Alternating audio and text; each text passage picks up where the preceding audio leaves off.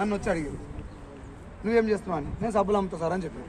ఇప్పుడు ఒక పిల్లని ఇవ్వాలంటే మా ఎదుటిలో ఎవరికి ఇస్తారు? ఆయనకి వాస్తవంగా మీరైనా వాళ్ళకి ఇస్తారండి. ఇప్పుడు మాట ఏనండి, ఓ ఊళ్ళో 10,000 మంది జనాభా ఉంది. కార్లు ఎన్ని ఉంటాయి ఆ ఊళ్ళో? 100, 200, 400 వేసుకో. షాంపులు ఎన్ని ఉంటాయి? షాంపులు ఎన్ని ఉంటాయి? కారు చచ్చిపోయినాక ఎన్నిసార్లు ఉంటావు షాంపులు? ఆ లోతు అర్థం చేసుకోవాలి తెలివికల్లోడు అయితే. కారు మొత్తం జీవితకాలంలో ఒకసారి కొంటారు. ఆడు ఒక్కడు కొంటే ఇంకో 10 రూపాయలు 20 రూపాయలు వస్తాయి. అలా చచ్చిపోయిందాక నేను అదే కారు తీసుకుని మురవాలి. నాది ఇప్పుడు లాక్డౌన్ వచ్చింది అనుకో, కారు షోరూమ్ నాది. మనిషి పానంతో ఉండి వాడు తానం చేసి బోధింటే చాలు, దీనికి డోకా సబ్బులు చూడకూడదు. ఇలా భవిష్యత్తు చూడాలి. పోనీ మనం సబ్బులు పట్టుకొని ఇంట్లో పెట్టుకుని అమ్ముతున్నామా? లేదుగా. నోటి మాట, దీంట్లో ఉన్న బలాన్ని గమనించండి. అడక తింటోడు వచ్చి కూడా ఇలా బిజినెస్ చేయొచ్చా లేదా?